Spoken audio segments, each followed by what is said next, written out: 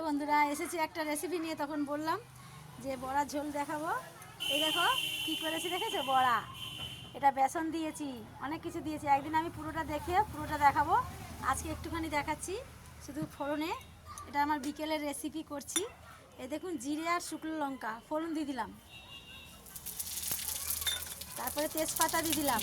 জানেন, ছিটকাচ্ছে, জায়গাটা তো খুব ছোট, অসুবিধে হচ্ছে খুবই। আচ্ছা, একটু আদা জিরে বাটা দিয়ে দিলাম। একটু দাঁড়াবো, দেখাও যাচ্ছে না, অন্ধকার লাগছে।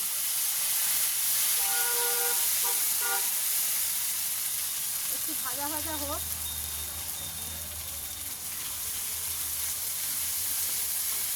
নিরামিষি শর্টকাটে দারুণ খাবার, যা লাগবে না এটা। এখন ঘা দিচ্ছে, প্রচুর ঘা দিচ্ছে। এক হাতে ফোন তো, এক হাতে করা যায় না। তাও সেই দাদাভাইয়ের কী যেন হচ্ছিল, লাইভ হচ্ছিল, দেখছিলাম। একটু দেরি হয়ে গেল, তাড়াতাড়ি করে সন্ধে দিলাম, কাপড় ছেড়ে তাড়াতাড়ি করে এসে ওই জন্য রান্না বান্না করলাম, লাইভ দেখছিলাম। এই দেখুন, কষা হয়ে গেছে, তাড়াতাড়ি করে ওই জন্য বানাচ্ছি, দেরি হয়ে গেছে বলে।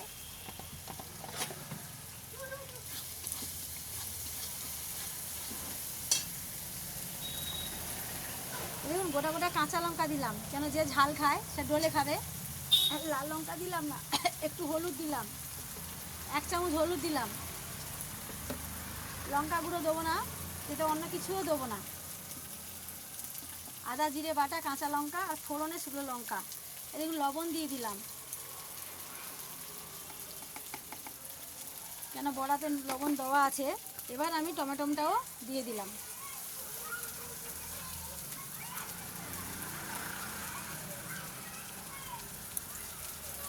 এবার আমি একটু ভেজে নেবো, কষা কষা করে নেবো।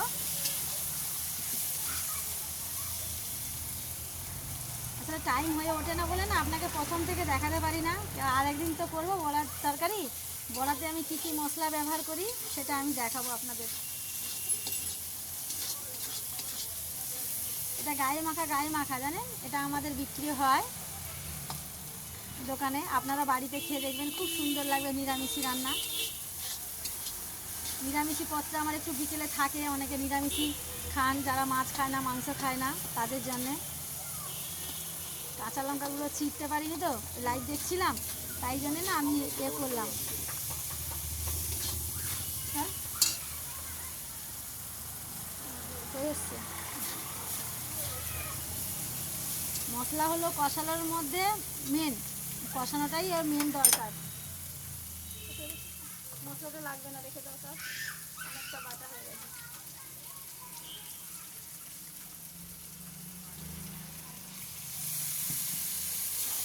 আদাটা ভালো করে না মারলে না গন্ধ ছাড়বে, জানেন।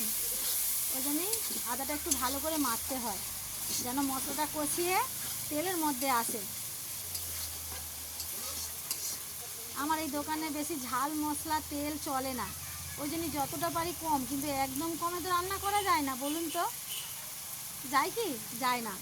ওই জন্যই মোটামুটি তেল দিয়ে, দেখেন মশলা কষিয়ে তেলের ওপরে কিন্তু চলে এসেছে। এত কম দিয়েছি তেল, তাও কাস্টমার বলে কি যে বৌদি এত তেল ঢেলেছো কেন, তেল ভাসছে কেন ঝোলেতে।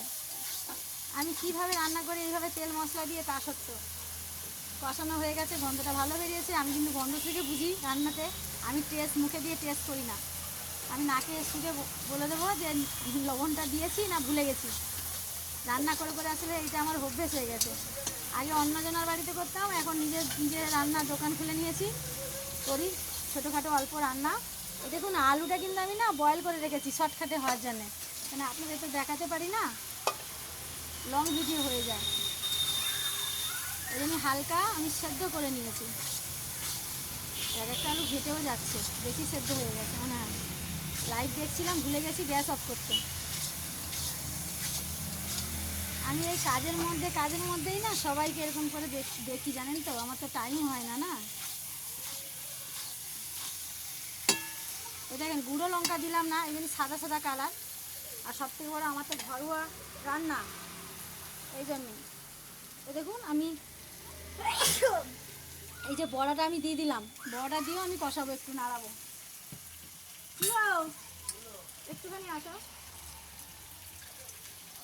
একটুখানি ফোনটা ধরো না, একটু নাড়াতে হবে।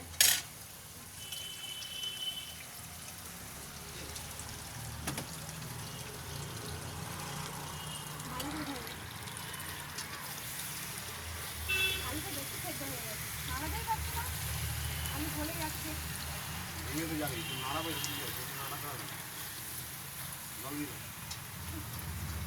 তুমি কথা বলছো কেন গো? রান্না খারাপ হবে না?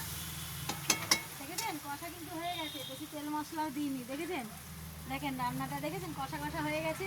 এবার কিন্তু আমি জল দিয়ে দিলাম, এটা গায়ে মাখা গায়ে মাখা, কারণ যেহেতু বড়াটা আছে না, বড়াটা প্রচুর টানবে, চোখের মধ্যে ঘাম চলে যাচ্ছে, তাকানো যাচ্ছে না। এই দেখুন বড়াটা কিন্তু ঝোল টেনে নেবে জানেন। এটা আলুটা যদি ভেজে করতাম খুব সুন্দর হতো, কিন্তু এই লাইভ দেখতে গিয়ে আর ভাজাভুজি করতে পারলাম না, দেরি হয়ে গেছে। এবার 7:30 বেজে গেছে, কাস্টমারও আসবে, সন্ধে দিতে হলো।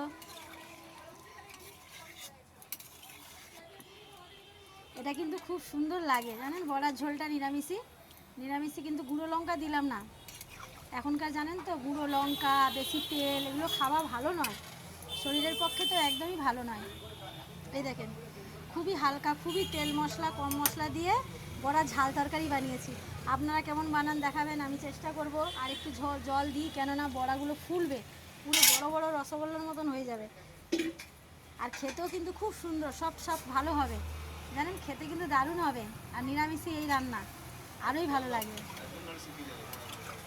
না গো শুকোবে না, ঝোল থাকবে। দেখুন কেমন লাগছে, দেখেছেন দারুণ লাগছে তো, খেতে ইচ্ছে করছে তো চলে আসুন, খেয়ে যান, চলে আসুন। দেখেন কি সুন্দর রেসিপি হয়ে গেল, একটা নিরামিষি রেসিপি, কিন্তু এতে একটু চিনি দিতে হবে, চিনি না দিলে হবে না। ছ্যাঁকা খেয়ে গেলাম দেখাতে ফোন ধরতে ধরতে। এই দেখুন অল্প হাতে করে একটুখানি চিনি আমি দিয়ে দিলাম, কেননা যেহেতু বড়ার তরকারি একটুখানি চিনি দিতেই হয়। আর এটা নামাবো, আমি তো সকালেই বললাম আজকে আমি বাজার যেতে পারিনি, ধনে পাতাটা নেই, ধনে পাতাটা দিলে ভালো হতো। একটু গরম মশলা দেবো, আমার তো গোটা গরম মশলা গুঁড়ো করা থাকে, আমি গুঁড়োটা ব্যবহার করি না, এমার্জেন্সি আমার গোটা সবসময় স্টক থাকে, আমি গুঁড়ো করে ওটা না ফুটে যাবে যখন নামিয়ে দেবো, ব্যাস রেডি। হ্যালো বন্ধুরা, দেখো হয়ে গেছে আমার কিন্তু ঝোল, দেখেছো কত বড় বড় হয়ে গেছে। হ্যাঁ হেভি খেতে লাগবে আজকে নিরামিষি রেসিপি। আর কিন্তু তেল বেশি দিইনি, তুমি দেখো সাদা সাদা হয়ে গেছে। আর এত যে ঝোল দেখছো না, একদমই ঝোল থাকবে না, ঢেলে নেওয়ার পরে গামলায় একদম শুকিয়ে যাবে, আর আরও রসগোল্লার মতন ফুলে যাবে। সবাইকে টাটা, সবাই ভালো থাকেন, সঙ্গে থাকেন, যেরকম পাশে আছেন পাশে থাকেন, এই বলে শেষ করলাম। আজকে একটু শর্টকাটে রান্না করলাম, জানি না কেমন হয়েছে খেতে। নিরামিষি রেসিপিটা করেছি, সোয়াবিনও হয়েছে আর ফুলুরির তরকারি হয়েছে। সবাইকে টাটা, সবাই বলুন কেমন হয়েছে, খাবেন তো চলে আসুন, সঙ্গে থাকুন, এই বলে শেষ করলাম।